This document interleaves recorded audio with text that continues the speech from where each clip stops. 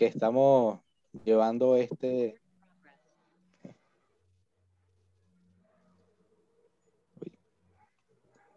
siguiendo con la temática que hemos estado llevando este mes, el tema de esta noche es sobre el matrimonio, ¿no?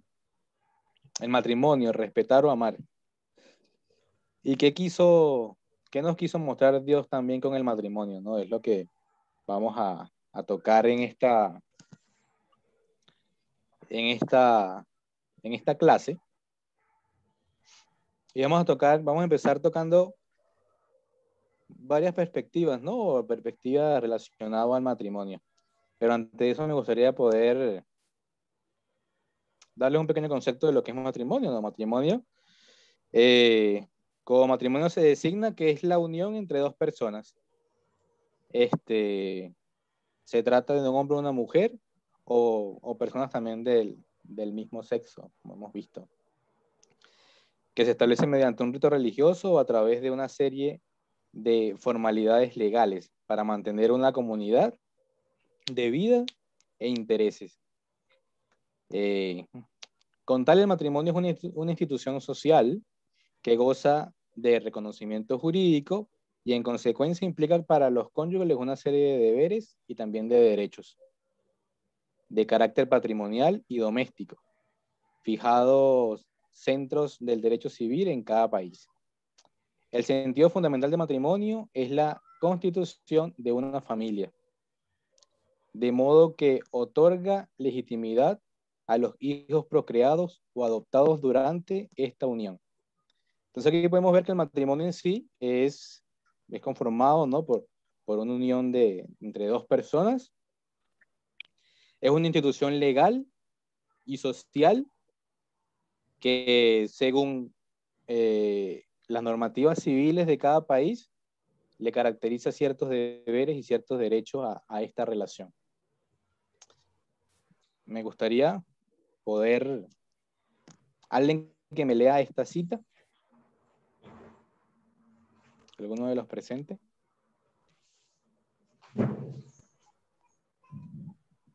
Dice, ¿Lo leer? Ok, hermanito. ya. Dios celebró la primera boda de manera que la institución del matrimonio tiene como su autor al creador del universo. Honroso es en todos el matrimonio. Hebreos 13, 6, 4, perdón. Fue una de las primeras dádivas de Dios al hombre y es una de las dos instituciones que, después de la caída, llevó a Adán consigo al salir del paraíso. Cuando se reconocen y obedecen los principios divinos en esta materia, el matrimonio es una bendición. Salvaguarda la felicidad y la pureza de la raza, satisface las necesidades sociales del hombre y eleva su naturaleza física, intelectual y moral. Amén. Ok, amén. Entonces aquí nosotros con esta cita podemos ver que el matrimonio tiene como su autor el creador del universo, como menciona bien la cita, pero también vemos que fue una de las primeras dádivas o pequeños regalos que le dio Dios al hombre. Y el matrimonio en sí tiene como bendición ciertas características que son bien interesantes, que es salvaguarda la felicidad y la pureza de la raza, satisface las necesidades sociales del hombre y eleva su naturaleza física, intelectual y moral. Y aquí nosotros podemos ver que en cierta forma el matrimonio ayuda en la naturaleza del hombre, ¿no? Vemos los tres aspectos y todo eso ayuda al fortalecimiento del ser humano como tal en su crecimiento, ¿no? Y eso en cierta forma lo que vamos a ver con este estudio de cómo Dios, en realidad, qué fue lo que Él quiso y con qué propósito fue establecido el matrimonio. Si vamos a la Biblia, ¿qué ejemplo podemos encontrar en la Escritura o bajo qué perspectiva fue llevado el matrimonio o Dios estableció el matrimonio? En la Biblia, ¿cómo nosotros, qué ¿qué propósito nosotros encontramos en la escritura para el matrimonio? ¿Alguien que quiera responder esa pregunta?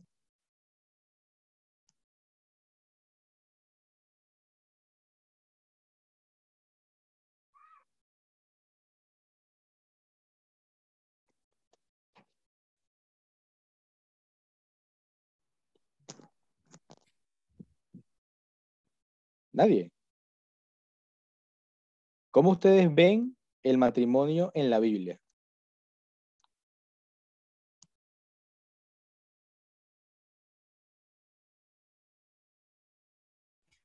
Pues siempre tuvimos la postura de que el matrimonio es la segunda institución o la primera institución, bueno, una de las dos instituciones gemelas y lo tenemos como una entidad sagrada, ¿no?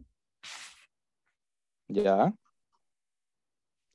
¿Y el propósito en fin en sí del matrimonio? El servicio el uno al otro, El amarte. servicio, el servicio del uno al otro. Sí. Es interesante lo que menciona porque en cierta parte eso es lo que es y lo vamos a ir viendo en el transcurso de la clase, ¿no? Pero podríamos también preguntarle a ciertas personas y lo direccionan meramente a la procreación y a la multiplicación, ¿no? De la tierra, que en cierta forma también lo encontramos en Génesis 1:28, ¿no? Que también podría decirse que es como uno de los propósitos eh, por los cuales estaba también el matrimonio, ¿no? Pero lo contradictorio de eso es que si vemos ese punto, si vemos solamente ese punto, vemos esa dádiva que Dios le dio al hombre como algo muy reducido. En la actualidad, el matrimonio tiene, ha sufrido ciertas modificaciones, ¿no? O ciertas reestructuraciones. Las sociedades son dinámicas y cambian con el tiempo y con ellas las relaciones más íntimas que forman parte de ellas. Y una de estas es la vida en pareja, ¿sí? Decidir la vida en común y tener hijos ya no es lo mismo como hace años atrás. Y eso es algo que nosotros estamos viendo en el mundo en general, ¿no? De hecho, eh, nosotros hablábamos, Marilyn y yo hablábamos de que en verdad en nuestros planes no estaba tener hijos, ni a medianos ni a corto plazo. Yo creo que ni a largo plazo estaba eso planificado y en realidad la sociedad ahorita está viviendo ciertos cambios y, y hay una organización que se llama The World Family Map que hizo un estudio donde ellos intentan demostrar cómo se va afectada la vida de los niños que viven en distintos tipos de formatos familiares en el mundo, ¿no? Y este estudio llevó a que ha habido una disminución considerable en los matrimonios en el mundo. En realidad ya muy pocas personas tienen el deseo de contraer matrimonio. Este estudio indicó que las mayores probabilidades de encontrar una pareja que quiera en realidad formar una familia y contraer matrimonio pueden ser encontradas en África, en Asia, en Medio Oriente, seguido por Europa, Norteamérica, Oceanía y finalmente, así de último, América del Sur. Esto a nivel de capas, ¿no? En el primer puesto encontramos África como el sitio donde en realidad está todavía bien resaltado ese aspecto de conformar un matrimonio y va así ramificándose hasta llegar al último que es Sudamérica, ¿no? Y este fenómeno que está relacionado con con la tasa muy baja de matrimonio, se debe a los nacimientos de niños en relaciones extramatrimoniales. personas que vienen de hogares donde la institución del matrimonio en cierta forma no está bien resaltado y en cierta forma ellos pierden ese interés de conformar un matrimonio. Eso ocurre mucho en América del Sur y también en Europa. Aquí también hablaba este estudio que una de las cuestiones modificadas son las disposiciones de las reglas del matrimonio. Y eso es algo que en realidad lo estábamos hablando la semana pasada en el estudio de personal aquí de sábado en la casa, de que una pareja del siglo XXI tiene que regirse bajo las mismas normativas y privativas de un matrimonio de los años 1900. Entonces, en cierta forma, eso causa algún choque dentro de las jóvenes generaciones y eso también es una de las razones por las cuales ellos no tienen ese deseo propio de querer casarse, porque lo ven como algo cargoso. Y hablando aquí en casa, recuerdo que mi suegra hacía un alcance que ha estado viendo, ¿no? En los últimos tiempos, de ella por su labor y su trabajo, ella a veces tiene que ir y visitar muchos hogares, y ella ve que dentro de esos hogares hay personas que rompen esos roles, que para ella, según su crianza, es un choque. Ella dice que ve a las chicas metidas en el teléfono haciendo tareas seculares y el hombre metido en la cocina y haciendo a otros quehaceres, ¿no? Y en cierta forma ella hacía la mención de que es algo que ella en su momento le causó gran choque, pero se ha dado cuenta de que eso funciona. Y muchas de las cosas de por qué ha habido toda esta baja de matrimonio se debe a eso, a que las generaciones de ahora en cierta forma tienen ese deseo contrario a todas esas responsabilidades que en cierta forma se consideran atribuidas a través del matrimonio, que la mujer tiene que ir a atender la casa, atender a los niños y el hombre trabajar. Entonces, eso es lo que de cierta forma, esta estadística que yo estaba mencionando acá, es lo que lleva a que esta tasa baja de matrimonios existan, ¿no? Quería dar esto como un pequeño alcance que en verdad me llamó mucho la atención y es interesante. Y me gustaría que ahora pudiéramos hablar, ya que había una pregunta al principio que era que qué quiso mostrarnos Dios, ¿no? Con el matrimonio. Y analizando esto, me di cuenta que en realidad el matrimonio en sí es una parábola en todos sus aspectos, ¿no? Y quizás para ustedes ya lo hayan comprendido, quizás ya es algo que no es nuevo, pero en realidad me pareció súper interesante cómo Dios fue dando todo, ¿no? Fue alineando todo con un propósito, más allá de ese propósito, y lo digo porque, y por eso hice la pregunta al principio, porque yo, investigando sobre este tema, me metí como en varios foros, ¿no?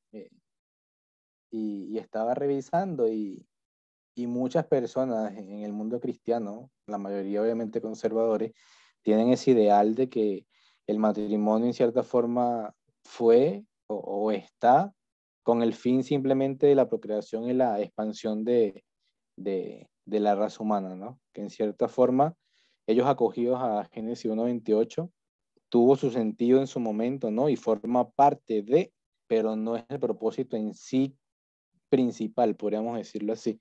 Hermano Solán hacía un alcance que en realidad hacia ahí va direccionado, ¿no? Pero para seguir avanzando me gustaría que alguien pudiera leer esta cita. A ver quién me podría ayudar con la lectura. ¿Puedo leer? ¿Sí? Dice, Patriarcas y Profetas, página 25, párrafo 2. Después de la creación de Adán, toda criatura viviente fue traída ante su presencia para recibir un nombre. Vio que a cada uno se le había dado una compañera, pero entre todos ellos no había ayuda idónea para él. Entre todas las criaturas que Dios había creado en la tierra, no había ninguna igual al hombre. Después dijo Jehová, no es bueno que el hombre esté solo. Le haré una ayuda idónea para él. Génesis 2:18. El hombre no fue creado para vivir en la soledad. Debía tener una naturaleza sociable. Sin compañía, las bellas escenas y las encantadoras ocupaciones del Edén no habrían podido proporcionarle perfecta felicidad. Aún la comunión con los ángeles no podría satisfacer su deseo de amor y compañía. No existía nadie de la misma naturaleza y forma a quien amar y de quien ser amado. Gracias, señor Marco. Eh, de este párrafo me llama la atención y bueno, lo podemos ver que Dios creó la necesidad Adán de tener una compañera, ¿sí? Pero todo con un fin. Si lo leemos muy a la ligera, podríamos decir como que Dios creó al hombre y el propósito era que el hombre estuviese solo, ¿no? El hombre estuviese allí y luego como que se acordó de que, no, mira, tiene una necesidad, ay, pobrecito, ¿no? Todo tuvo un propósito, ¿no? Y pensando en esto, me llegó una idea que en realidad es interesante, ¿no? Porque cuando, cuando leemos, bueno, yo leí la historia de la redención y en cierta forma Dios creó este nuevo mundo, ¿no? Y, y tengo entendido que es para en cierta forma llenar el vacío que se generó en el cielo tras la caída de los ángeles y la rebelión de Satanás, ¿sí? Ahora, la pregunta que se me generó es, ¿por qué Dios no creó completamente una nueva civilización, sino que creó a dos seres humanos y que ellos se procrearan? Y, y estaba meditando en esto, ¿no? Porque Dios pudo haber hecho eso, Dios pudo rellenar o pudo crear una nueva raza, tener una nueva creación y crearlos por completo, pero la respuesta que yo llegué allí es que en cierta forma, este, lo que hace que uno pueda amarse es la creación de vínculos, ¿no? Y ese vínculo que se crea entre una relación y otra, bueno, eso lo vamos a ver un poquito más, a profundizarlo un poquito. Vemos cómo Dios le creó la necesidad a Adán. Él pudo haber creado a otra persona, pero él primero le creó la necesidad de que viera que en realidad necesitaba ser amado. Y el propósito es, como decía la hermana Solán, es poder amar. Y lo importante de esto, de por qué es importante que el hombre amara, es que este plan del matrimonio, y lo vamos a ver más adelante, tenía el propósito de crear una relación similar para que el hombre pudiera conocer lo que es amor y así hacer el enlace con Dios. Y lo vamos a ver un poquito más adelante, ¿verdad? No quiero adelantarme porque no sé si alguien quiere hacer un comentario sobre ese interrogante que me planteé. En verdad, Dios pudo haber creado toda una civilización y ya. ¿Por qué tomarse el tiempo de crear a, a dos criaturas que en cierta forma ellos se procrearan y sea algo, algo a largo plazo, ¿no? ¿Se hicieron alguna vez esa pregunta ustedes? ¿O no? Es como algo loca. ¿Se quiera responder algo? Tenemos, por eso me parece importante entender todos los aspectos de la naturaleza del hombre, ¿no? No simplemente las que nosotros vemos a nivel espiritual, sino que también el hombre en su naturaleza es parte de ser un ser sociable. Y como dice aquí Elena White, lo expresa de una manera muy linda, ¿no? Ni aunque estuviera con los ángeles, eh, no podrían satisfacer su deseo de amor y de compañía. Esto me hizo recuerdo un poco a la vida de los cachorros. Nosotros tenemos 2 cachorros, pero cuando ellos no pueden, no nos ven por un día o 2 días, ellos empiezan como que a desesperarse.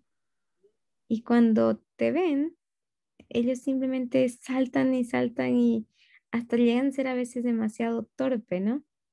Entonces, son emociones que necesitan ser reguladas a través de un trato social. Y el ser humano tiene lo mismo.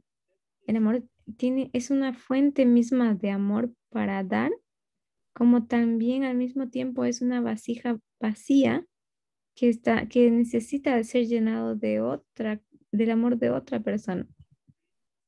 Entonces, cuando nosotros entendemos esto, cómo funciona, de que somos una vasija llena en algunas veces y a veces somos una vasija vacía, esto creo que se torna más fácil nuestras relaciones.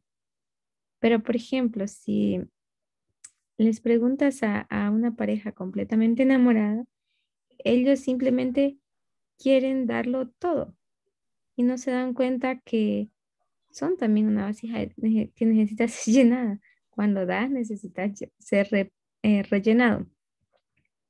Entonces, cuando entendemos esa dinámica, se cumple el plan de la pregunta que acabas de plantear. Somos seres humanos que nuestra naturaleza está en llenar a los demás y ser llenados de todos los demás. Claro, gracias. Buen alcance el que llegó, ¿no? Pero la pregunta que yo iba era, Dios pudo haber creado a toda una civilización completa, ¿no? ¿Por qué simplemente detenerse en crear 2 y que ellos en una proyección, ¿no? A largo plazo, poder crear, ¿no? Una civilización, ¿no? Y es más que todo debido a que ellos debían crearse esos lazos, ¿no? Vemos cómo Dios aquí crea la necesidad, porque él estaba solo, y creó la necesidad de que él quería una compañera, y Dios se la provee. Pero Dios se la provee porque estaba así estipulado. Dios le creó la necesidad para que él comprendiera de que él es un ser sociable y que necesitaba ser llenado. ¿Sí? Ya, pero vamos a continuar, no nos enredemos acá en esto, ¿no? Yo a Momento. veces, Kevin, ¿sí? me parece interesante, ¿no? Y en realidad eso es la experiencia que cada ser humano después repite por, por no nacer con pareja, ¿no es cierto? ¿No? Claro, Un joven después crece y aprende que tiene esa necesidad y eso básicamente él lo hizo en Adán. Para Adán, sí, digamos, el proceso de la adolescencia, etcétera, de comprender y descubrir eso. sí, correcto. Que quizás no puede sido lo mismo si en cierta forma crea a muchos hombres y a muchas mujeres, ¿sabes? No tienes ese faltante por un momento que hace que quieras tenerlo. No sé si... Es como la respuesta que yo llegué, ¿no? Yo a veces me hago preguntas un poco raras. Pero bueno, avancemos acá. En realidad, gracias por los aportes. Muy interesante. Aquí la continuación de esta cita nos dice, Dios mismo dio a Adán una compañera, le proveyó de una ayuda idónea para él, a alguien que realmente le correspondía, una persona digna y apropiada para ser su compañera y que podría ser una sola cosa con él en amor y compañerismo. Eva fue creada de una costilla tomada del costado de Adán. Este hecho significa que ella no debía dominarle como cabeza ni tampoco debía ser humillada y hollada debajo de sus pies como un ser inferior, sino que más bien debía estar a su lado como su igual, para ser amada y protegida por él. Siendo parte del hombre, hueso de sus huesos y carne de su carne, era ella su segundo yo, y quedaba en evidencia la unión íntima y afectuosa que debía existir en esta relación, pues nadie odió jamás a su propio cuerpo, sino que lo sustenta y lo cuida. Por tanto, dejará el hombre a su padre y a su madre y se unirá a su mujer y serán una sola carne. Y aquí lo que nosotros podemos ver es que en cierta forma Dios le creó una ayuda idónea que a su vez era su contraparte. Y aquí vemos el ejemplo de contraparte, que es la parte correspondiente, ¿no? La parte que responde a otra, como los dos papeles de un contrato de escritura, una copia, un duplicado. Además, la parte que encaja con otra, como la clave de un cifrado. Esto, y si buscamos otros ejemplos, vemos que también es pareja su igual, ¿no? Y vemos cómo Dios crea primero la necesidad de Adán de querer amar y ser amado, ¿no? Poder tener esa compañía. Perdón. Luego vemos cómo Dios le proporciona una ayuda idónea. Y aquí es donde nosotros empezamos a ver cómo Dios va formando, ¿no? Esta parábola o el sentido de todo lo que él estaba haciendo, ¿no? Vemos cómo, bueno, es que vemos que Dios crea al hombre y es como complejo porque podría verse como un poco mal. Pero vemos que de Dios sale el hombre y luego del hombre sale la mujer. Y en cierta forma vemos cómo esa experiencia allí te conforma de que alguien proviene de alguien. Y el ideal acá es que el hombre pudiera comprender que él viene de Dios. ¿Sí? Que él salió de alguien, que no salió de la nada. Así como el propósito de Dios era que su creación pudiese unirse a él y lo amara. Así como del hombre de Adán salió Eva, y el propósito era que él amara a Eva y Eva lo amara a él, así como de Dios salió el hombre o Dios creó al hombre, Dios quería que hiciera ese intercambio. Entonces vemos la importancia de la contraparte y de por qué esta relación o este matrimonio. No sé si me hago entender. Que no por el simple hecho de ser creado, así que vemos cómo ambos humanos debían amarse, así ese amor debían replicarlo con su hacedor, ¿no? Ese era como en cierta forma el propósito de esta unión y de crear esta necesidad en el hombre, crear esta necesidad de que él debía amar y ser amado, así replicarlo con Dios. No sé si lo logran ver.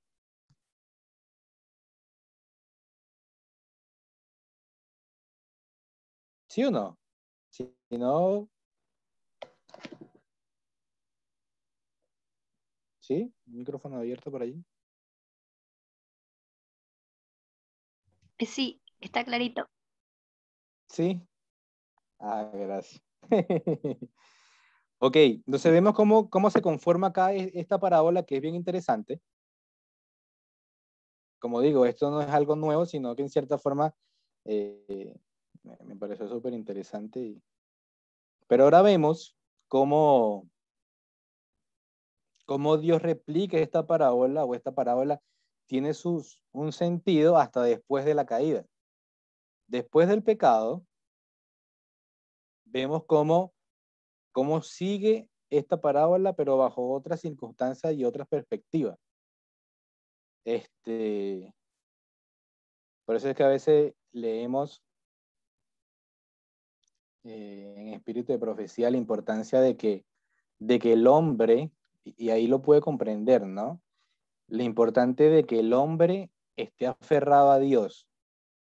Más allá de ese concepto de que el hombre es el sacerdote del hogar, sino es que en cierta forma en esta ecuación se le da como algo, como una interpretación importante, que si él no está aferrado a Dios, lo puede transgiversar y puede causar todo lo que se ha causado en este concepto del matrimonio.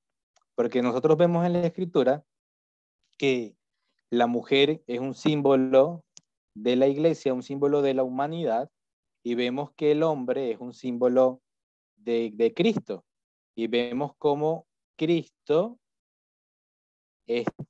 salva a la humanidad, que es la mujer. Entonces, el hombre, viendo este ejemplo, y vemos cómo se le da como cierta responsabilidad allí, es importante comprender esto, porque si no, caemos en lo que hemos caído de que el hombre quiere tomar posesión de la mujer. Y es donde llega ese concepto erróneo de que la mujer le pertenece al hombre por este rol. Entonces yo estaba leyendo varias citas para poder armar esta clase, y Elena White en reiteradas ocasiones habla, además en el libro de consejos Carta para los jóvenes enamorados, ella habla de que debe estar los jóvenes consagrados y el varón consagrado a Dios, ¿no? Sino para poder tener este concepto claro. Vamos a leer acá otra cita para explicarlo un poco mejor. No sé si alguien quiera ayudarme a leerla, por favor.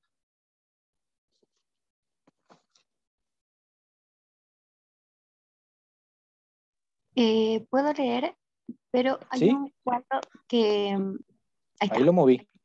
Sí, dice, a Eva se le habló de la tristeza y los dolores que sufriría. Y el Señor dijo, a tu marido será tu deseo y él se enseñoreará de ti.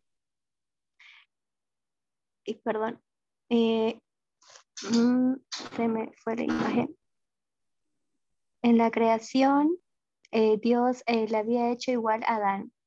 Si hubiesen permanecido obedientes a Dios en concordancia con su gran ley de amor, siempre hubieran estado en mutua armonía.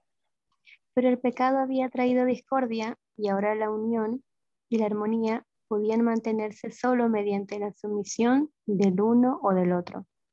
Eva había sido la primera en pecar, había caído en tentación por haberse separado de su compañero. Contrariando la instrucción divina, Adán pecó a sus instancias y ahora ella fue puesta en sujeción a su marido. Si los principios prescritos por la ley de Dios hubieran sido apreciados por la humanidad caída, esta sentencia, aunque era consecuencia del pecado, hubiera resultado en bendición para ellos.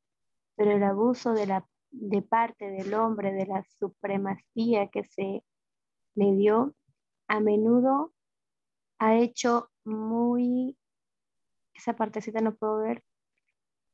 Dice, a menudo ha hecho muy amarga la suerte de la mujer y ha convertido su vida en una carga. Y gracias, hermana.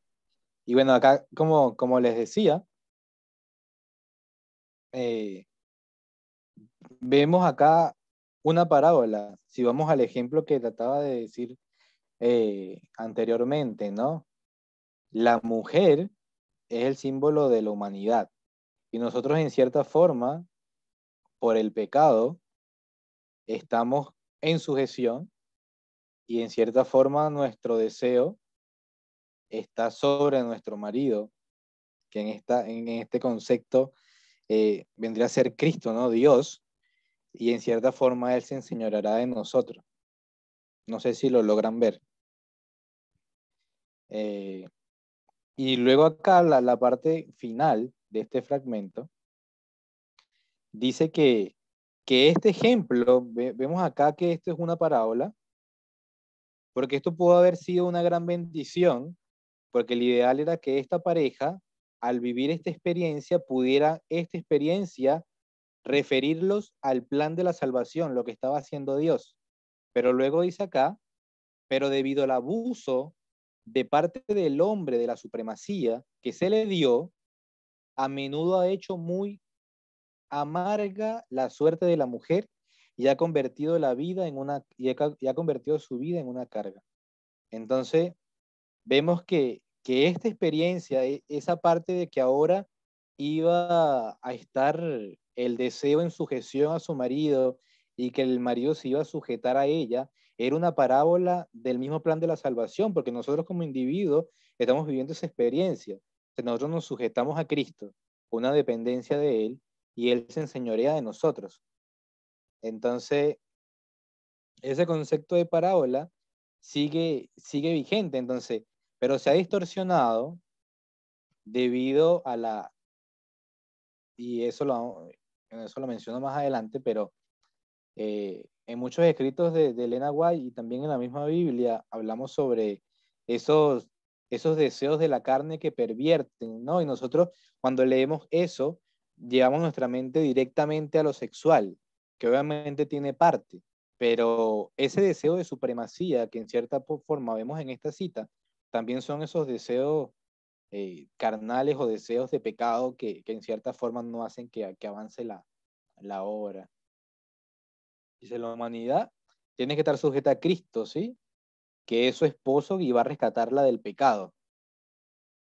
Y aquí nosotros vemos un vacío en todo esto, ¿no? Porque la sujeción que tiene la mujer acá era porque en cierta forma el esposo podría salvarla, pero el hombre carnal, el esposo no puede hacer eso. Quien lo hace es Cristo. Entonces vemos que todo esto es una parábola que solo tiene sentido cuando nos direcciona al plan de la salvación. No sé si alguien quiere comentar algo o quiere aportar alguna idea.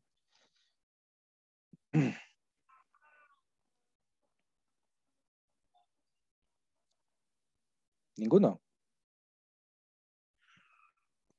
Ya bueno, avancemos con... ¿Iban a decir algo? Sí, me llama la atención esa parte de la cita donde dice, si hubiesen permanecido obedientes a Dios en concordancia con su gran ley de amor, siempre hubieran estado en mutua armonía.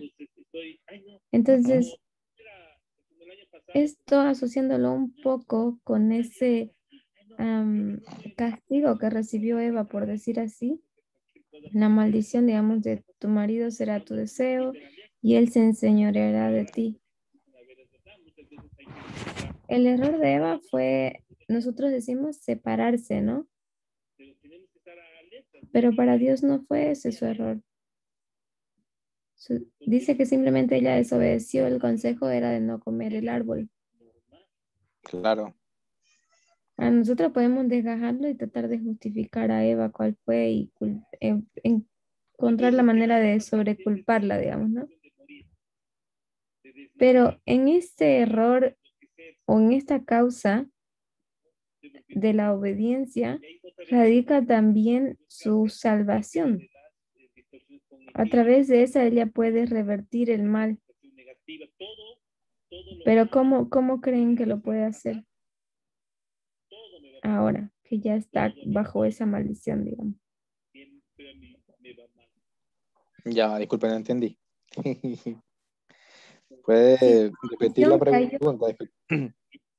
Ok, si su maldición cayó por causa de la desobediencia, por causa misma de la desobediencia, en este caso, por faltar a la obediencia, digamos, ¿no?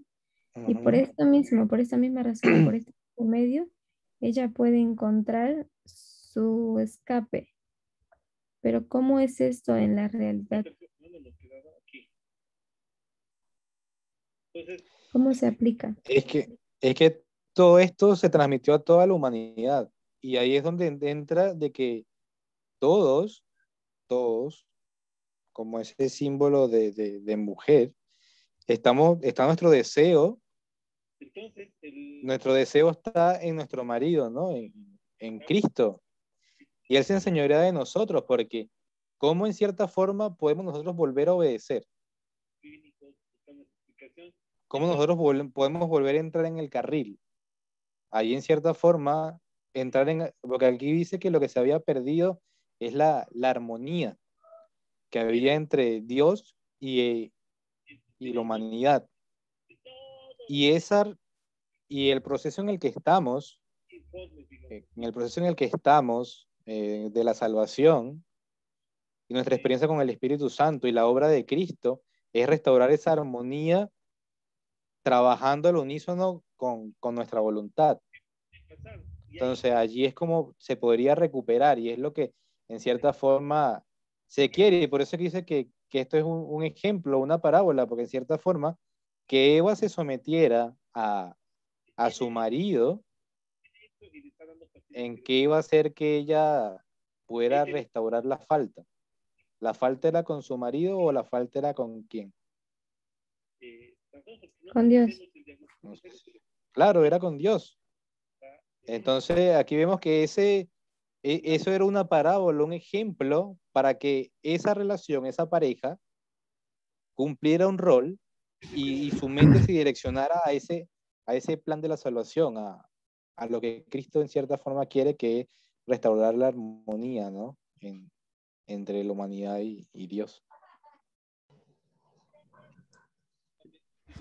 Ya, esta vez un poco problemático. Aquí ya creo que tenemos un poco algunos desafíos en pensar o en hablar eso. No, porque la falta es con Dios, pero ella tiene que someterse a su esposo. Ahora, si nosotros usamos eso como una parábola, es restaurar la relación con Dios. Ahora, fin de mundo, ¿no es cierto? Pero estamos aprendiendo que eso se refleja en la relación con nuestro prójimo. Solamente que Dios nos ha llevado a través de un proceso de siglos. Y Correcto. entendemos que no se logra esto en la sumisión de la mujer. No, Cristo no se quiere enseñorearse de nosotros. Entiendo que eso no podemos decir. ¿No es cierto? Es ahora una relación que vuelve a lo como era, como debería haber sido siempre. ¿No? Creo Correcto. que en parte eso has tratado de decir, porque viene Sí, de nuestro sí. corazón, dijiste, es de nuestra voluntad. Creo que la solución se encuentra exactamente por ahí, porque lo que Eva tiene que hacer ahora es someterse a su marido, ¿no? Pero no en el sentido unila- uni- de un solo lado, Unilateral. unilateral, sino que tiene que ser mutua para que vuelva a entrarse en armonía, porque ahora ya no se tiene que restaurar el vínculo con Dios directamente como era en el tiempo de Adán, en el jardín del Edén. Ahora ya tiene que restaurar su vínculo con su semejante primero, porque al romperse el vínculo con Dios, se rompió su relación con ellos. El uno al otro empezaron a acusarse y su fuente de armonía, que era Cristo, se disipó, se alejó de ellos y por ende ellos no tenían como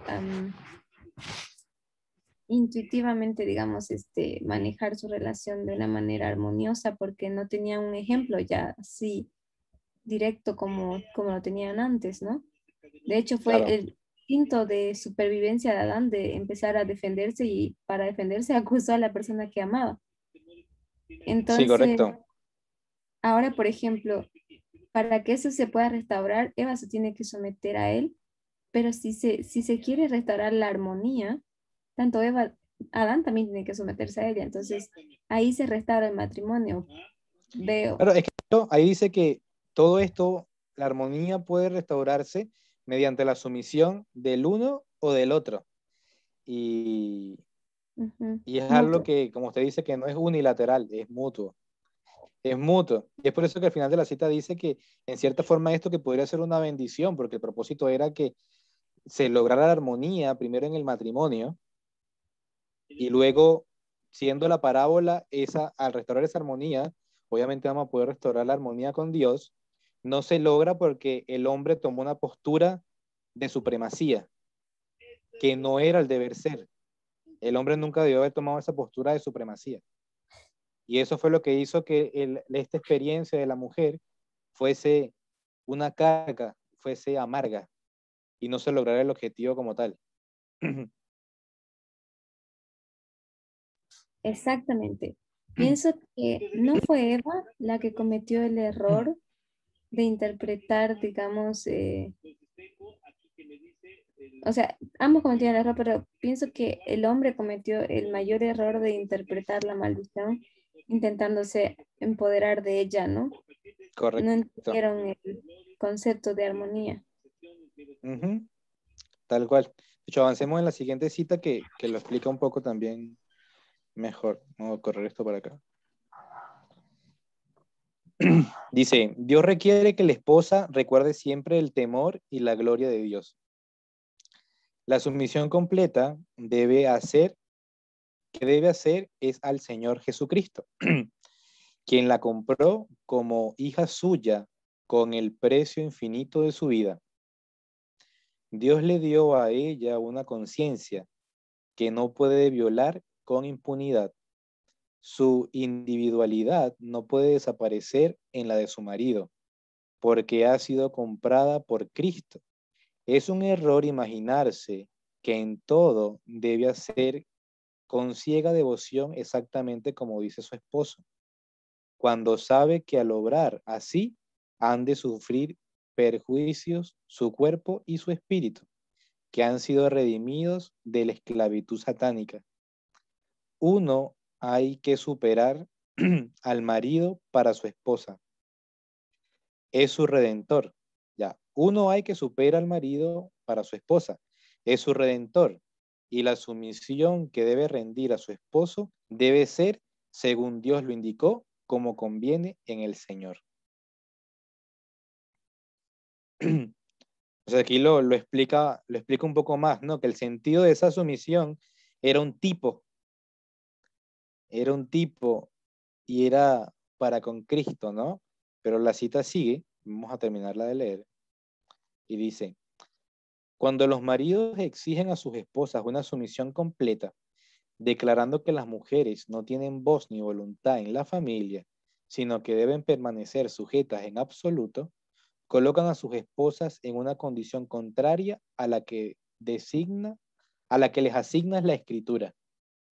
Al interpretar esta así, atropellan el propósito de la institución matrimonial.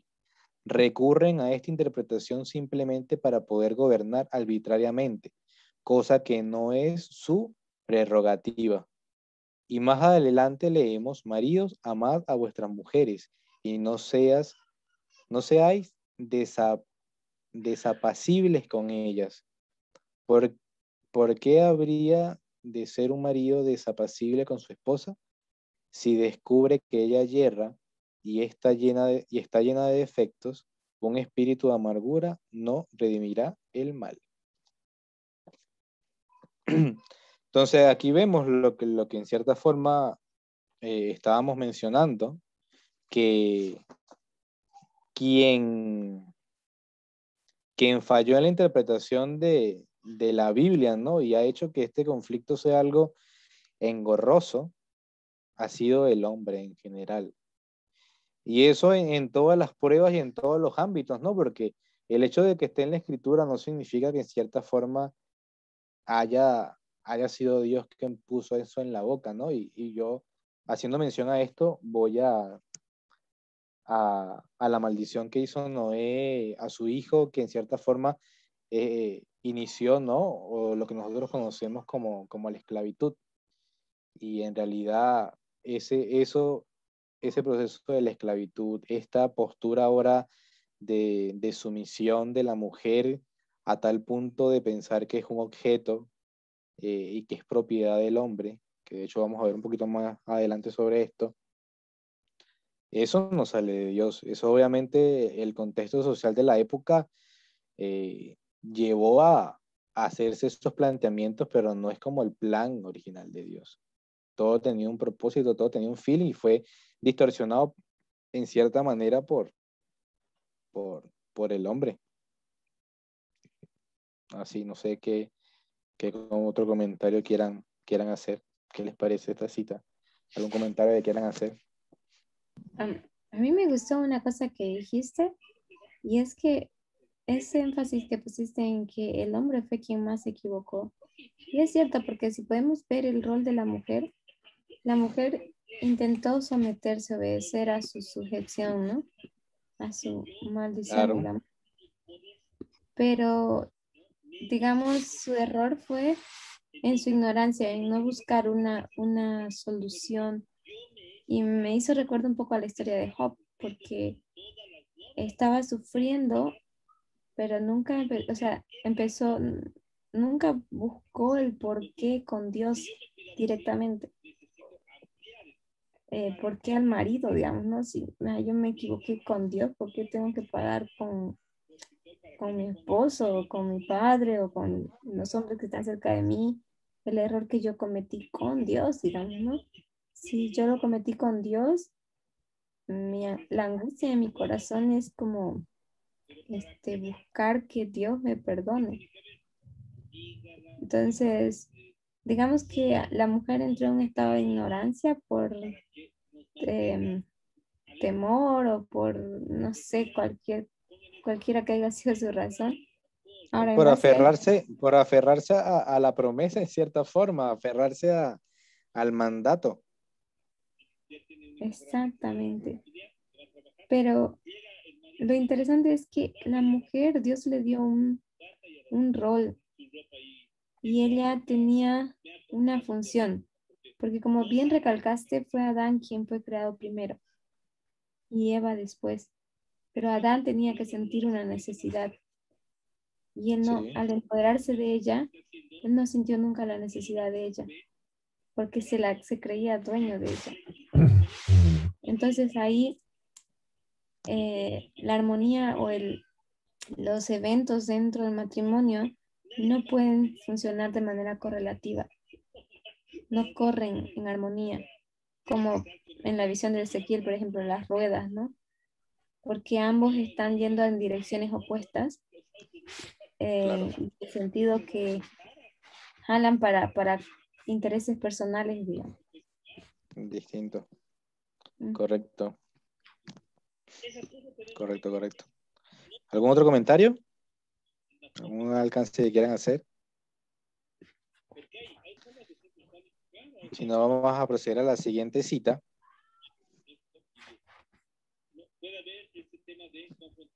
No, esta no es. Ay.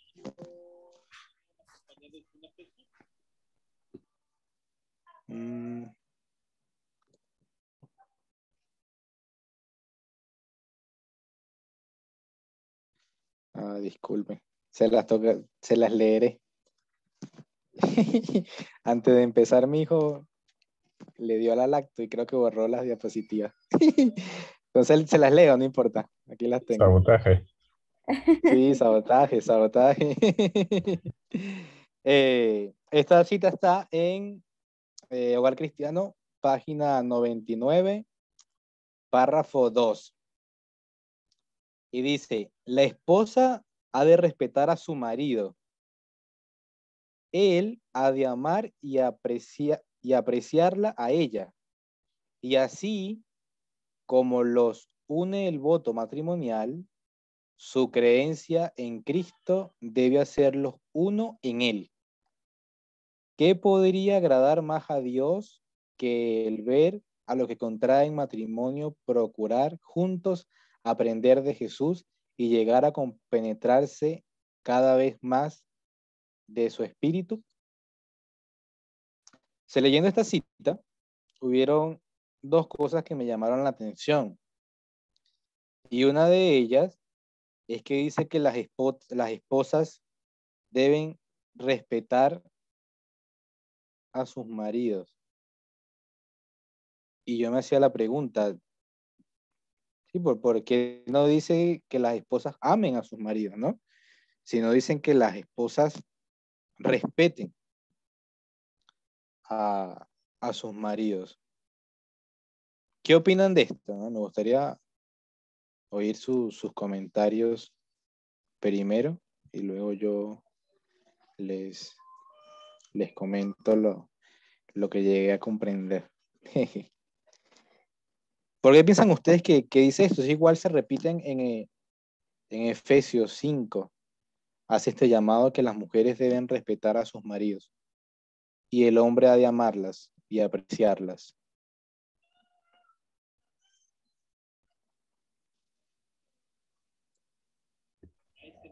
Aquí hay varios que no son casados, pero no significa que no pueden participar, ¿no?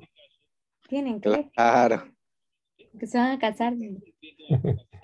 Tú dijiste una cosa, ¿lo puedes explicar la diferencia? Entre lo que es amor y lo que es respeto. Claro, sí, porque dice que las esposas han de respetar a sus maridos.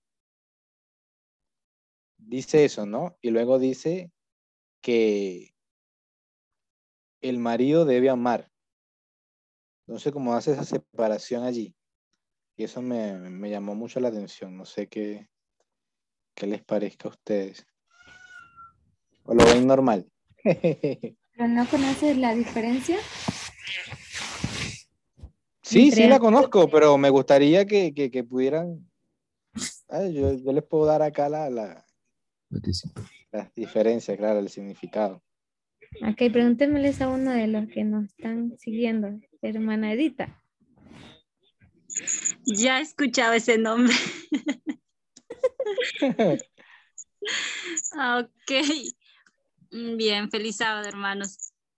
A mí me parece bastante, gracias, bastante interesante las citas de Elena White, porque ella estaba bastante influenciada por Pablo, incluso lo que Pablo decía en la Biblia, lo que ella está diciendo aquí, tú lo dijiste, está en Efesios, pero me parece bastante interesante y me hago muchas preguntas respecto a esto, cómo Elena White llegaba a comprender este asunto en su tiempo y cómo los movimientos feministas también trataban de comprender esto en sus tiempos.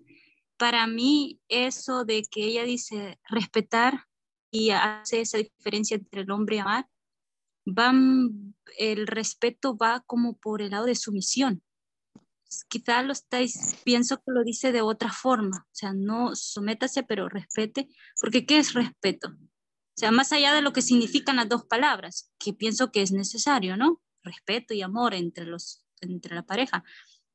Pero el hecho que ella hace énfasis en que la mujer va a respetar y el hombre pues va a amar, lo que hace repetir lo que Pablo dice. Aquí sería, ¿qué es lo que está tratando de decir Pablo? O cómo, ¿por qué lo dice él en ese tiempo, en ese contexto? Y Elena White lo repite en su tiempo y cómo era ese contexto, cómo era ese tiempo. Entonces, porque yo puedo, en ese tiempo yo puedo tomarlo, ok, respeto. ¿Qué es respeto? Es sumisión también, pienso, ¿no? Respeto. Entonces, es algo que se venía practicando y es algo que se tenía en mente, pero se abusaba de eso. O también cómo comprendían el amor. O sea, no tengo una respuesta correcta, pero porque todavía me estoy haciendo esas preguntas. Pero bueno, quería mi comentario, ahí lo tiene. Gracias, Edita, gracias. No, en realidad entiendo, es como complejo, ¿no? Y me llama la atención porque ese texto de Efesios no es nuevo, o sea, no es que apareció hoy, y muchas veces lo leíamos y ya, pero ahora sabemos que no podemos leer así, ¿no? Todo tiene un significado y un propósito, ¿no? Y es es en realidad lo que me llamó mucho la atención. Y aquí vemos que respeto es un valor y una cualidad positiva que se refiere a la acción de respetar. Es equivalente a tener veneración, aprecio y reconocimiento por una persona o cosa. Eso es lo que es respetar. Si nos vamos a la etimología, dice que viene de la palabra latín respectus, que se traduce como atención, consideración, y originalmente significaba mirar de nuevo. De allí que algo que merezca una segunda mirada sea algo digno de respeto.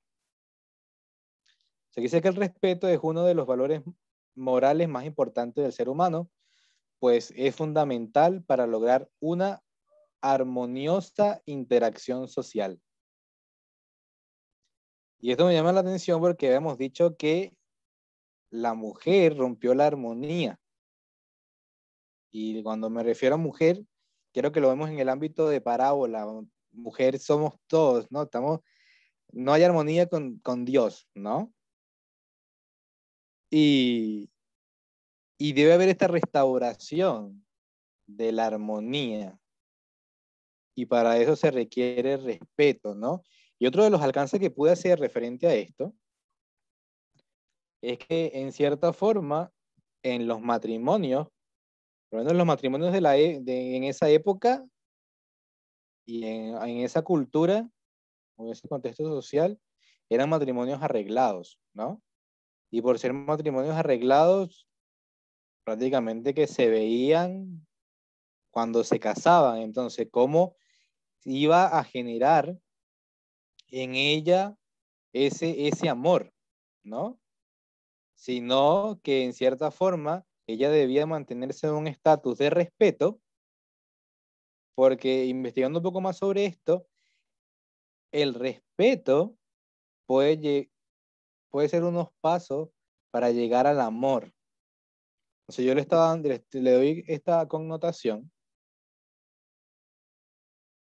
yéndonos a la parábola que les mencionaba, de que todo lo que estamos viviendo y todo lo que influye en la relación matrimonial tiene su tipo en la relación que tenemos que tener con Dios y en este plan de la salvación, de restauración, ¿no? Entonces, si nos vamos a este punto, el marido siempre ama. ¿Y quién es el marido? El marido es Dios, Dios ama.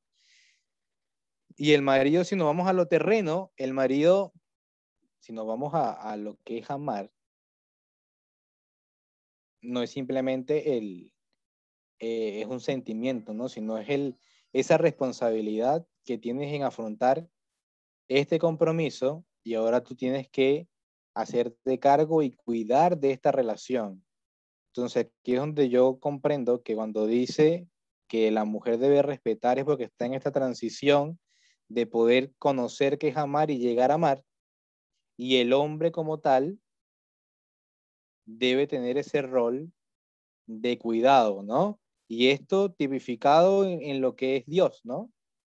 No sé si los enredé un poco, pero quiero leerles acá otra cosita que dice, el respeto también debe aprenderse.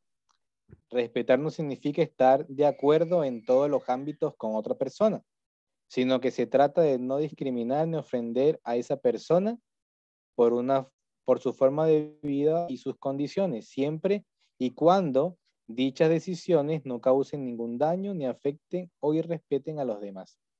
Y aquí hay otro pensamiento, que lo tomé en un libro, pero no le tomé la cita, se la mando luego. Dice, el amor sin respeto es peligroso. Puede destruir a la otra persona. En ocasiones, literalmente, respetar es entender a la otra que la otra persona no eres tú, ni una extensión de ti, ni un reflejo de ti, ni un juguete, ni tu mascota, ni tu objeto. En una relación de respeto, tu obligación es entender a la otra persona como un individuo único.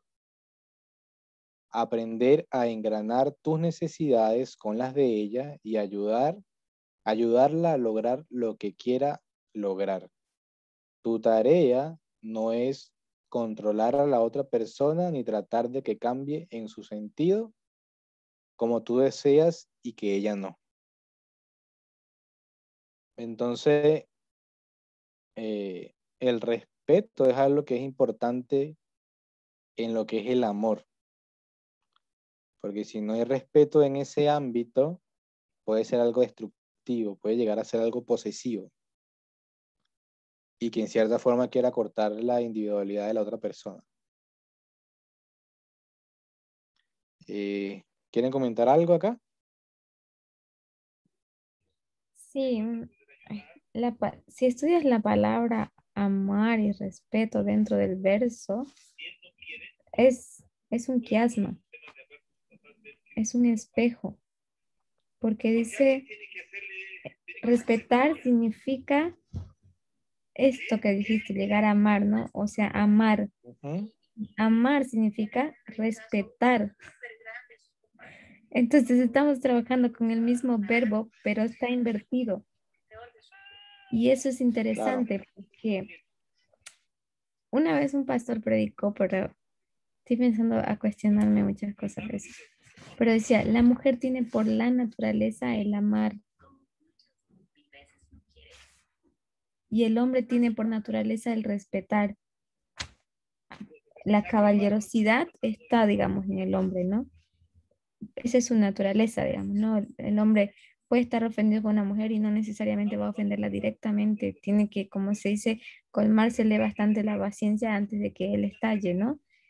O, o intente actuar en contra o maligna hasta de una mujer, digamos, ¿no? Entonces, existe una cierta naturaleza, digamos, ¿no? En ambos, pero eso se necesita combinar, porque el hombre tiene que aprender a amar, que es un talento que la mujer tiene, un don que ella tiene, necesita ser llenado. Entonces, la mujer tiene que aprender a respetar, cosa que el hombre sabe hacer esto, entonces necesitan colisionarse para aprender el uno del otro. Muchas veces en una relación entra ese rol de que yo sé esto y solo yo voy a enseñar y tú no me puedes enseñar nada. Y entra ese juego de agradecimiento, ¿no? Ay, porque tú me enseñaste esto, yo te debo todo. Pero no funciona así.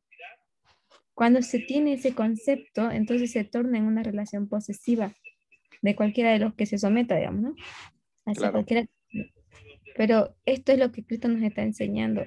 Por eso me llamó la atención que use el mismo verbo, pero de manera invertida para ambos en el rol. Porque amar y respetar es lo mismo. Si miras las palabras, te va a decir lo mismo. Claro. Sí, en realidad no puedes amar sin respetar, ¿no? Y el respetar es como es ese paso que en cierta forma lleva a poder llegar a amar, ¿no? Es interesante ese punto, ¿no? Y por eso lo colocaba como título, ¿no? Porque en realidad debemos de manera personal revisar eso, ¿no? Y estamos amando, estamos respetando, vemos que es un paso que lleva al otro. Pero si decimos que es un paso que lleva al otro, entonces, ¿cómo es que el hombre puede amar sin respetar? O puede respetar sin amar, o al revés. El hombre dice que es el Claro. que ama, el que debe amar, ¿no? Y la mujer, ¿cómo es que la Ujú. mujer puede amar sin respetar? Entonces, uno de los dos no ha dado Bueno, pero el primer paso. Entras en claro, en esa discordia. pero ahí es donde vamos al punto, porque en cierta forma, a veces nosotros pensamos y vamos al concepto de amar como el sentimiento, ¿no? Como aquel gesto bonito y no solamente es eso el amar, ¿no? Pero vemos que el respetar es también respetar la individualidad de la otra persona y que la persona no es tu posesión. Y en cierta forma, en este concepto transversado, el hombre en cierta forma amaba porque se hacía cargo de la persona, pero borraba su individualidad. Entonces, si en el contexto bíblico, podemos decirlo así, a los ejemplos que vemos en la historia, cierta forma la persona no estaba amando porque no estaba respetando a la persona, no estaba respetando a la mujer porque estaba violando su individualidad. Entonces, por eso es que se le hace ese llamado a, a que ame, pero de verdad, ¿no? Es complejo ese punto. Pero, pero eso, pues, y también quería hacer el alcance viendo el matrimonio como tal, como una parábola.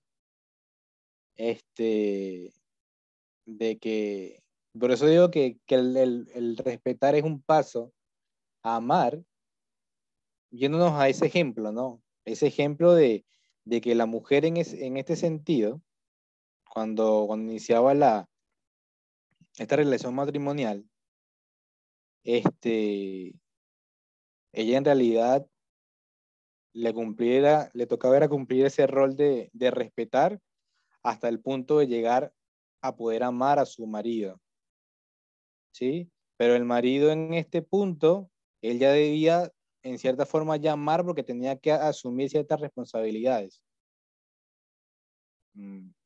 Eso como en ese contexto, ¿no? Pero si lo profundizamos, llegamos a los matices que estamos llegando ahorita, ¿no? De que en cierta forma ahí vemos un quiasma bien plantado que es un espejo, ¿no? Y en cierta forma son las responsabilidades de la pareja como tal en poder afrontar esas necesidades y poder cubrirlas.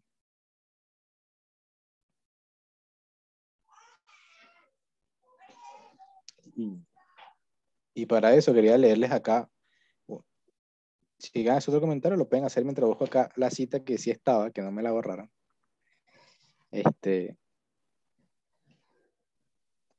Que me llama mucho la atención porque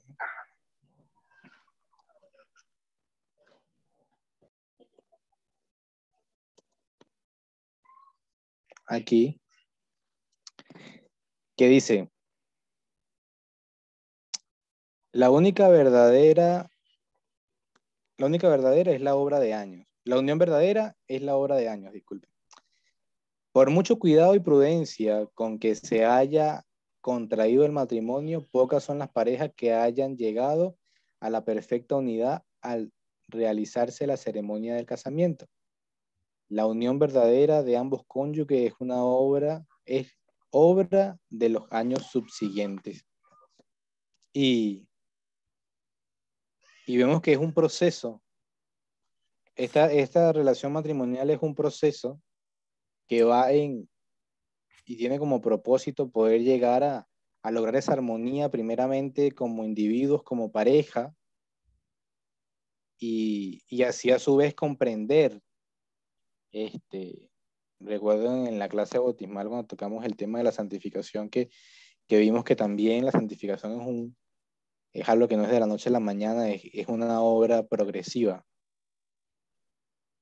Y la santificación, si nos podemos analizar, es poder estar unidos plenamente con Dios, ¿no? Que es como este ejemplo de la unión que vamos a tener con nuestra pareja, es algo que se consolida progresivamente igual. Nos sabemos que en todo este plan que Dios hizo y el propósito del matrimonio era poder tipificar nuestra relación plenamente con Dios, experimentándola de primera mano a través de nuestra pareja, aquella persona a la cual nosotros decidimos amar, porque hay otras relaciones que en cierta forma nos ayudan a comprender a Dios, que es la relación padre-hijo, la relación maestro-alumno, pero la relación de pareja es la que tú decides amar a esa persona. O sea, tú la estás eligiendo para toda la vida. Y es lo que tú deberías sentir cuando tú te eliges por Dios, porque es una decisión también para toda la vida. No sé, yéndonos a ese ejemplo. No sé si alguien quiera comentar otra cosa. Esa es una... Perdón, adelante. Sí, Mateo. No. Sí, quería saber si hay más citas aún o esa es la última. No, esa es la última cita que tengo en la diapositiva. ¿Por qué? No, porque de hecho estaba tratando de saber todas estas citas y más o menos englobar algo, ¿no? Y está de verdad como que si yo dijera que yo fuera nuevo, o sea, no conociera el mensaje y leyera estas citas lo que pensamos de la Biblia. Yo creo que más afirmaría es, Se cortó un poco, ¿qué dijiste? perdón, que me llamaron. O sea, No, afirmaría, tranquilo. afirmaría aún que aún sacando parábolas y todo, este rol aún debería estar vigente. ¿Ya? O sea, no sé, se me viene eso a la cabeza. Es como que aún así yo estaría eh, como que negando incluso el mensaje con todo esto, porque es como que ya está como una parábola lista como para que tú solamente la practiques y la estés ejerciendo con tu familia, con tu esposa, ¿no? Y que la esposa lo siga haciendo con el hombre y el hombre con la mujer. Y como que Pablo y Elena White también lo están volviendo a repetir. Y bueno, que podemos decir que Elena también hace algunas adiciones quizás, ¿no? Porque yo creo que ya hemos entendido que ella también hizo esas cosas, ¿no? Entonces, yo lo que entiendo, y no sé si estoy mal, es que esta elección de la sujeción es de la mujer, ¿no? Esto es por consecuencia del pecado, y es propiedad de ellos, ¿no? Prácticamente esta elección de ser estos roles.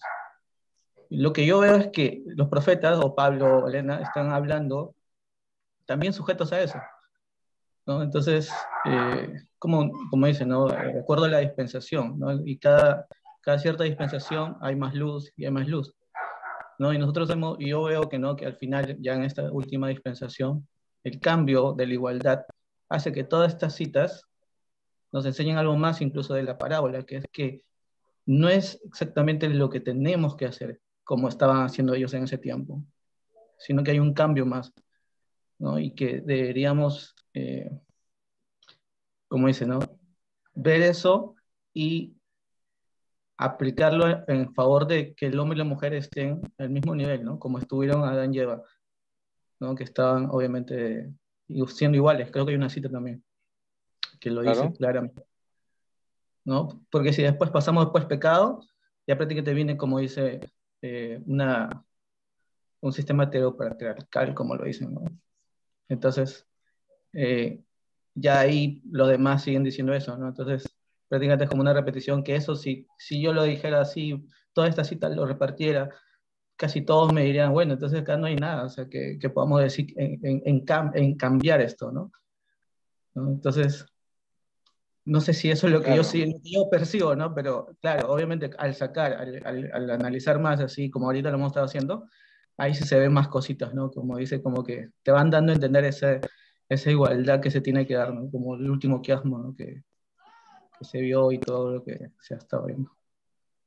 claro, pero ahí para responder un poco, si nos vamos a la Biblia y comprendemos bajo qué contexto y bajo qué periodo fue escrita, en realidad, si nos vamos a lo literal, estaríamos todavía viviendo con esclavos y si estuviéramos viviendo bajo ciertas condiciones que obviamente no aplican.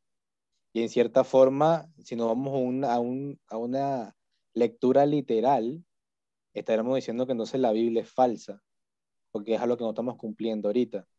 Entonces, todo va a llevar a una interpretación. De hecho, Pablo mismo hace interpretaciones del mismo Antiguo Testamento que podrían considerarse hasta contrarias. Entonces, todo tiene que estar en cierta forma interpretadas y poder comprender el texto bajo qué contexto y por qué el profeta lo escribió de esa manera, que es en cierta forma lo que nosotros estamos viendo. Y el tema de la sujeción, vimos varias citas que dice que en cierta forma la sujeción tiene que estar es sobre Dios porque es algo que está vigente. Tú te sujetas a Dios. Es una sujeción perenne porque la mujer es un símbolo de la humanidad. Cristo en cierta forma vino y murió por nosotros, Él es nuestro marido que nos vino a rescatar, disculpen. Entonces vemos cómo todo esto a nivel parábola tiene sentido, todo tiene su propósito. Propósito que no se cumplió cuando el hombre tomó esa postura de supremacía. ¿Sabe? El matrimonio es una institución que está vigente. El propósito del matrimonio era poder crear crear ese vínculo entre las personas, entre las parejas, a tal forma de que ellos comprendieran el amor, aprendieran a amar y sentirse amados, y eso los llevara a experimentar su relación con Dios. Después de la caída, ese matrimonio es el que los iba a llevar, así como antes de la caída, el propósito del matrimonio era hacer esa conexión con Dios, el amar a Dios y sentirse amado con Dios. Luego, después de la caída, esa misma relación que tenía ese propósito era nuevamente conectar con Dios, que era restablecer esa armonía que se había perdido por el pecado. Y ese es el propósito del matrimonio, poder restaurar esa armonía primeramente entre ellos, aprender esa postura de que alguien debe ceder y sujetarse así, porque lo leímos en la cita, y una vez restaurada la armonía allí, vamos a poder llegar a esa armonía. Es lo mismo como yo logro poder amar a Dios cuando yo aprendo a amar a mi prójimo. Yo logro tener una armonía con Dios cuando experimento una armonía verdadera con mi pareja. Y así, ese es el propósito como tal del matrimonio, ¿no? No una sujeción perenne, que todo se vio desvirtuado, que de hecho vamos a hablar ahorita sobre eso, porque el hombre tomó una postura que no le correspondía, que era de supremacía. Eso nunca debió haber sido. Y por eso sí alcances de que Elena White también escribe de que las mujeres deberían buscarse hombres que en cierta forma tengan a Dios presente, ¿no? Pero entonces eso se puede expandir en varias aristas, porque si es un hombre que está entre los caminos de Dios, pero es conservador, obviamente va a mantenerse bajo esa misma línea de algo erróneo. Porque el propósito era que ellos lograran comprender el propósito del matrimonio y para qué era que Dios estableció el matrimonio, para poder establecer la armonía y así establecer la armonía con Dios. No sé si respondo un poco tu pregunta. Sí, o sea, como que le das más fundamento, ¿no? O sea, lo que yo, o sea, veo es como que Dios tiene que enseñarles a ellos de acuerdo a la dispensación, también creo ahí. Bueno, lo que pienso, no sé si alguien por ahí también me puede ayudar, ¿no? O sea, en base a los escritos, porque tú ves todo esto, es como que sigue manteniéndose un rol, por decirlo así, del hombre, que es la cabeza y que viene a ser la mujer, la que tiene que estar bajo sujeción, ¿no? Entonces, yo veo como que ahí hay ciertas cosas que podría seguir, como dice, volviendo a lo mismo, ¿no? A llevarlo a eso. O sea, acá en esta última dispensación. O sea, entonces, si es que Dios a nosotros nos hizo cambiar, y yo creo que yo quiero entender ahí dónde es el punto de quiebre, para entenderlo, ¿no? Es porque creo que es, como dices tú, hay una luz, o bueno, lo que todos vemos, ¿no? Que trajeron, ¿no? En los últimos tiempos, estoy a la hermana Tess, ¿no? Y que nos hace entender, ¿no? Como dice, la plenitud de la igualdad de Edén, ¿no? Claro. Porque nosotros tenemos que volver al Edén para poder vivir en el Edén, ¿no?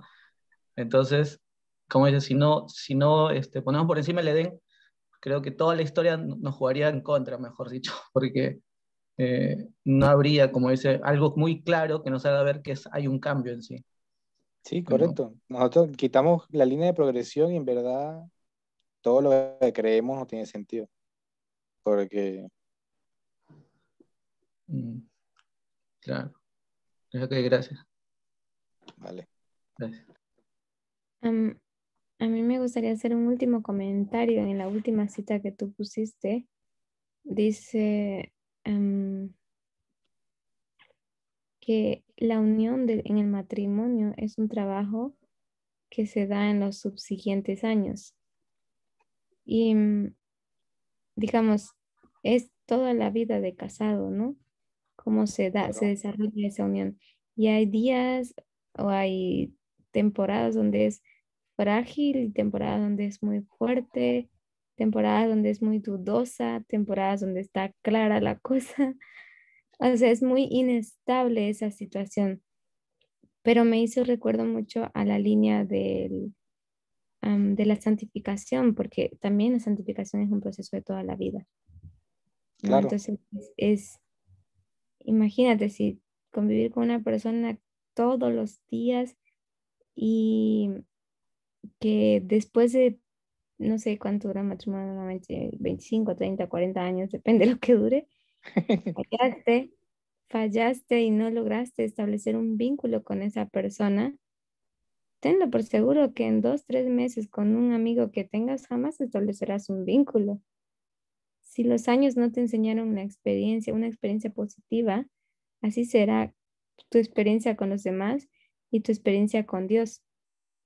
O sea, claro, existe claro, siempre la oportunidad de cambiar, pero ya no vas a poder modificar el daño efectuado en una persona, en la persona que declaraste amar, digamos, ante la presencia de Dios. claro. Lo que dice es bien interesante porque, de hecho, no lo había visto así, pero tiene todo el sentido correcto, porque si no logras establecer un vínculo verdadero con tu propia carne, porque así está escrito, ¿sí? Y nadie repudia o nadie odia a su propia carne. Si no logras establecer un vínculo con tu propia carne, con tu contraparte, ¿cómo vas a poder establecer un vínculo verdadero con otra persona? Es complejo, es complejo, bien complejo. Ok, ya para ir cerrando, vamos a hablar un poco sobre ese concepto de matrimonios desvirtuados, ¿no? Y, y vamos a hablar algo muy leve, en verdad, quería tocarlo un poco para tocar algunas ideas sobre lo que hemos estado hablando, pero nosotros tenemos un pensamiento bien sexualizado de todo.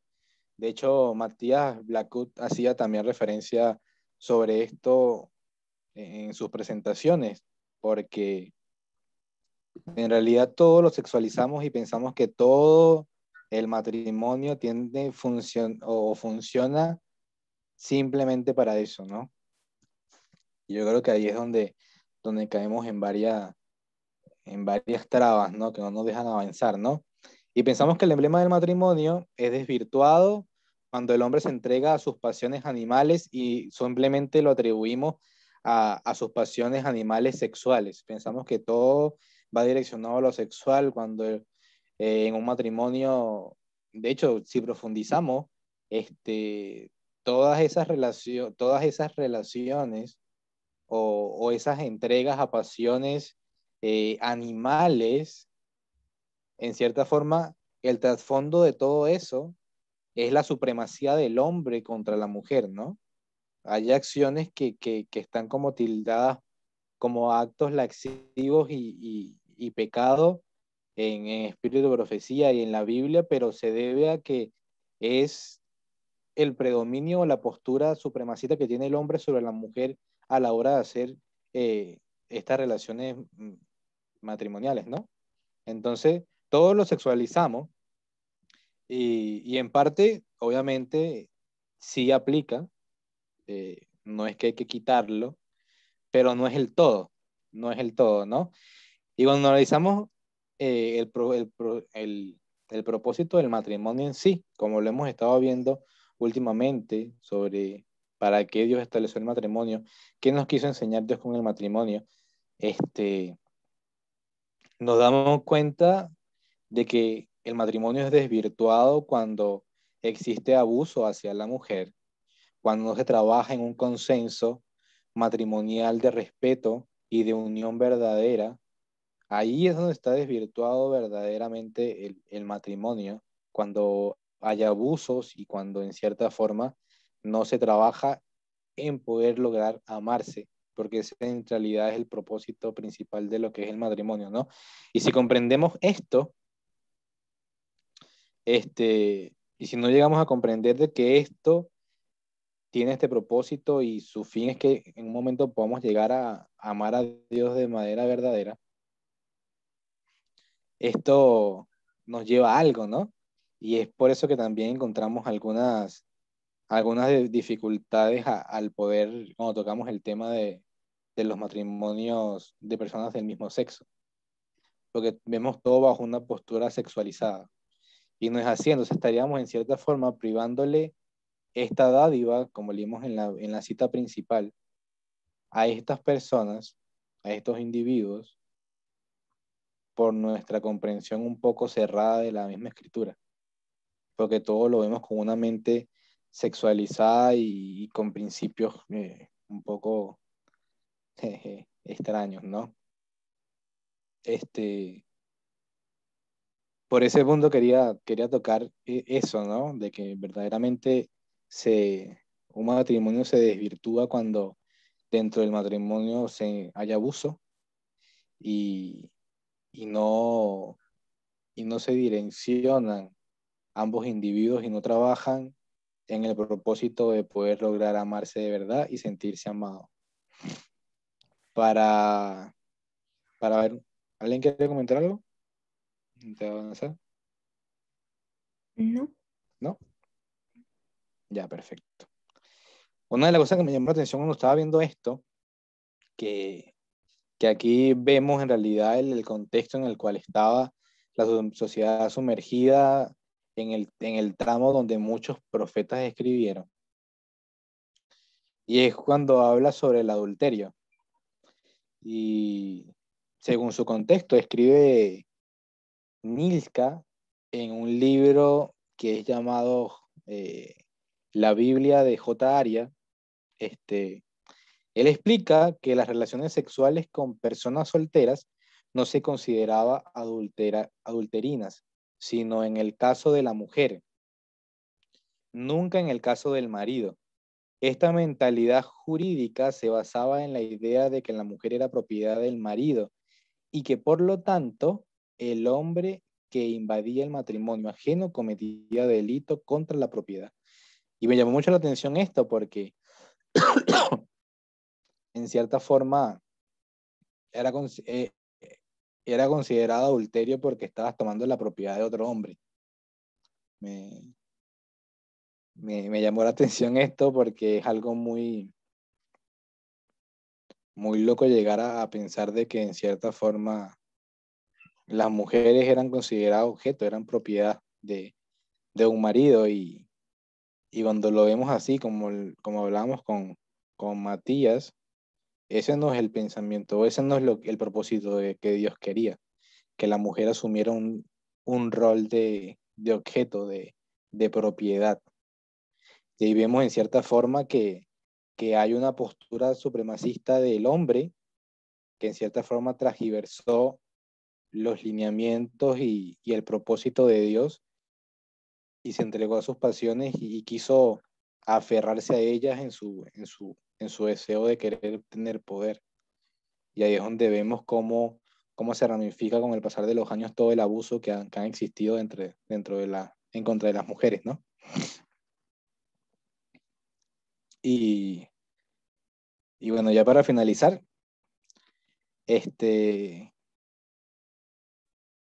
tema sujeción. Cuando hablamos de sujeción, eso va más orientado al tema de amo, o sea, de tú estás entregado a tu amo, ¿sí? Tú eres propiedad de alguien y tú estás sujeto a ese alguien. Y entonces la pregunta es, ¿esa sujeción debe mantenerse? Entonces aquí quiero que alguien pueda leerme Oseas 2:16. Con este texto ya cerramos. Que lo tenga, lo puede leer, por favor. Oseas 2:16. Disculpen. Oseas 2:16.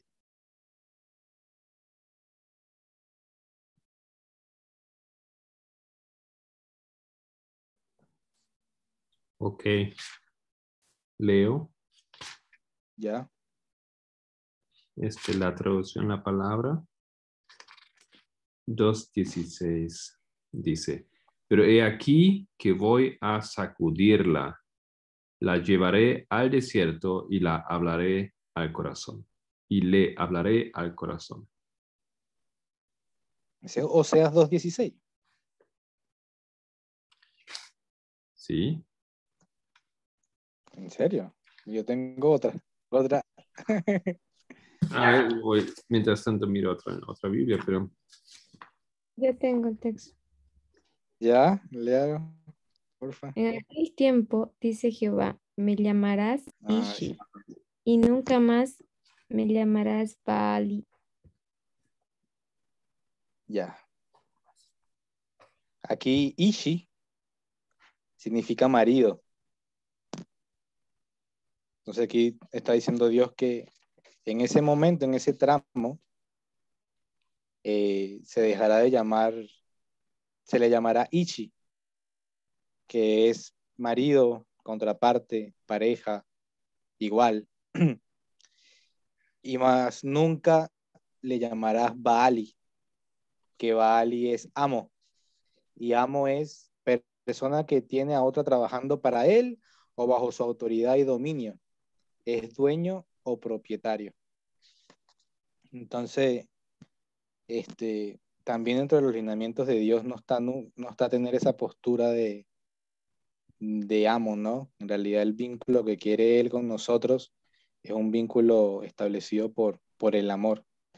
Y en cierta forma cuando tú amas, en realidad el amor genera un estado de igualdad que una relación jefe-empleado o amo y esclavo no la tiene. Entonces, en los planes de Dios no está mantener eso y de hecho Cristo también lo estableció cuando vino. Entonces, en realidad esa postura de sujeción al punto de sentirte propiedad de otra persona o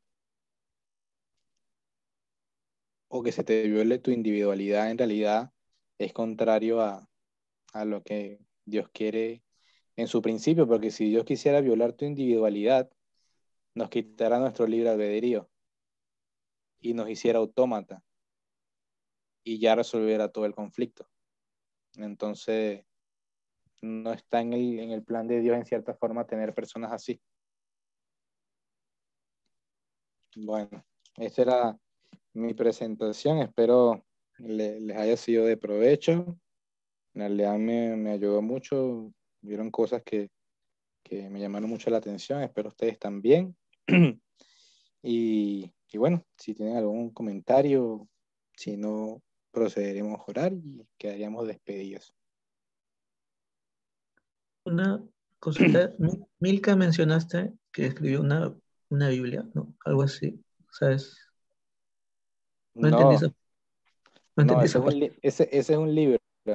Nilka es la persona que cita este libro, que es la Biblia, es como una interpretación sobre la Biblia.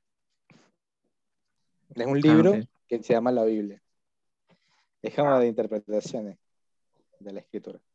Y te contextualiza varios ejemplos y varios casos. Y ahí está hablando sobre el adulterio, que en cierta forma el adulterio judicialmente era considerado más hacia las mujeres, no sobre los hombres, porque en cierta forma cuando se producía era porque estabas tomando una mujer que era casada, que era propiedad de otro hombre. Entonces, ahí vemos ese hecho de que las mujeres eran propiedades de los hombres. Ese fue el alcance que quise dar ahí. Ya, sí, gracias. Ya. Bueno, si no hay más comentarios, pedirle a Matías que nos despida en oración.